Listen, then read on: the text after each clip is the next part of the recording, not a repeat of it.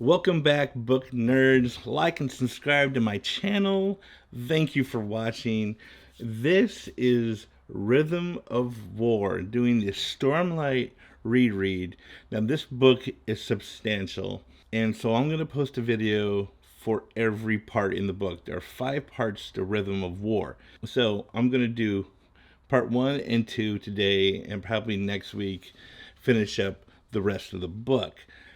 So instead of doing one character dive and then multiple character dives and then a final part of the book, we're just going to do parts.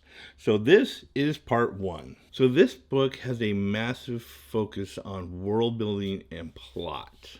Way more than any of the other installments before this book. There are a lot amount of cosmere connections in this book, and I am going to make another video later about all the cosmere crossovers in the Stormlight Archive, because this book has a large amount. So there are Mistborn magic connections, so if you haven't read Mistborn, you may not understand the connections, but if you have read it, you're like, aha! Oh, and Kelsier is here, leader of the Ghost Bloods, and we will talk about Kelsier when we get to that point. Okay, and I want to talk about the pacing of the Rhythm of War. This is maybe a downside that I have for this particular Stormlight Archive novel, but Sanderson is so heavy on details that it sometimes pulls the book down.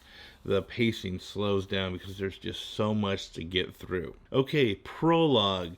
So Navani is treated really bad by Gavilar in the prologue, and we're getting more of Navani here. So Navani is being contacted by a strange being at this point we know nothing about, but we will get there. So part 1 opens up with Cowden's father, and we get to see Cowden reacting to his son, and it really jumps off at this point. Cowden is his usual badass self. He's flying around, he's kicking butt, he's fighting the fused, and even though Cowden is such a tough guy, he is sad. Why is he sad again? Why is he always sad? But this is part of Cowden's character. He is a depressive person. Okay, so Shallan and Vale are introduced in this next chapter, and their airship shows up, and it just so happens to be called Fourth Bridge.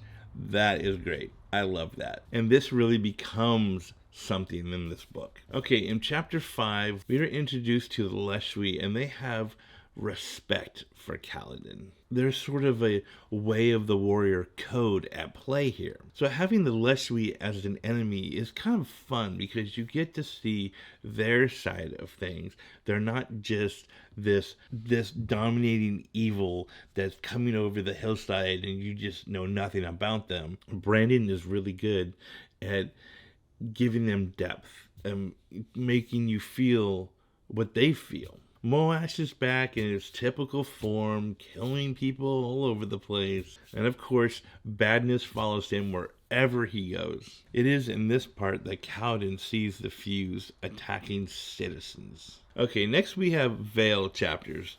And as much as I love Shallan and Vale chapters, I hate leaving Caledon because you always leave Caledon at the worst moments. You can't wrap things up and then just be like, okay, now we're going to talk about somebody else. It's always at the most dire moment that Brandon pulls away from Caledon, and it's so long before you get back to him, and it drives me crazy. But in this Vale scene, Adeline's dead, and that slaps you in the face. Then we get the really intense moment where Cowden's powers are gone. We're up to chapter 8 now, where Moash is killing more and more people. I mean, how many people does this guy need to kill? Well, we all don't really like Rashawn, right?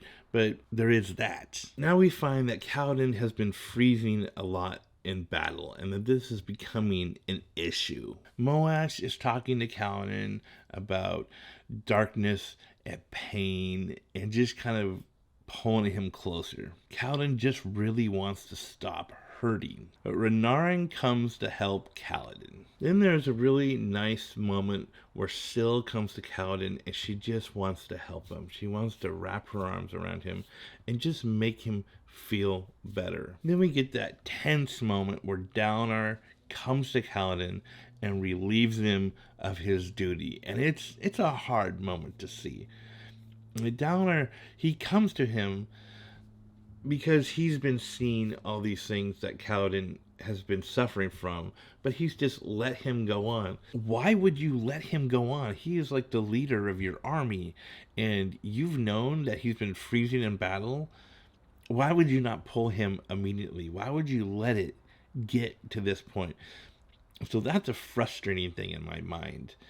That was one of the questions I had, is like, why would you not pull him? Okay, now Odium's champion is starting to become a thing. And Brandon does a really good way of making the readers fearful that Odium's champion might be one of their beloved characters. Okay, now we're to Syl, and Syl goes to Adeline to get him, to bring him back to help Caledon.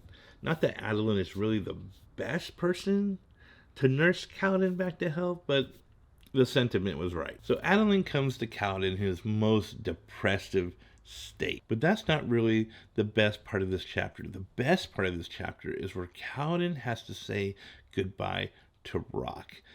And I don't know about you, but I absolutely love Rock. Rock is one of the best characters in all of the Stormlight Archive. He is so fun to read. So there were things that happened somewhere between Oathbringer and Rhythm of War. Things that are hinted at, but it's the shadowy area that you didn't really get to read. That's where Adeline finds out who killed his mother, and then apparently Cal had a girlfriend at some point. I'm sorry, I didn't know that he had enough mental clarity to hold a relationship, man, because I thought he was too bogged down with his mental issues to have a girlfriend, but apparently that was right because he no longer has a girlfriend. Okay, like I said before, there are some cosmere connections here, and this is one of the points that you get those connections. The Pursuer, a new villain.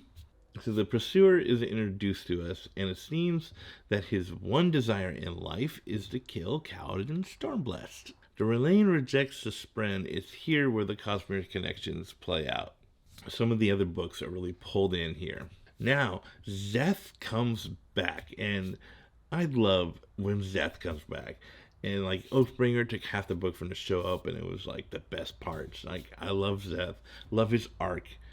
It's great that he's a good guy now. I love it. I love that he has Nightblood. It's just so fun to read. Okay, Cowden is spending a lot of time with his family. He's getting back into medicine. He's becoming a surgeon. He's working with his father, which is a good thing. I think it's therapy for him. And he's still connected with the army. He's working with people with PTSD, people who have been through war. So he still has that connection. Because if a soldier pulls out from that life altogether, they're just going to fall apart. They need to have some kind of connection to the military. Okay, that is the end of part 1. You're just introducing the characters. You're just getting things set up. There's not a lot that happens. So, wait for part 2. I will have part 2 out very soon. Read fantasy.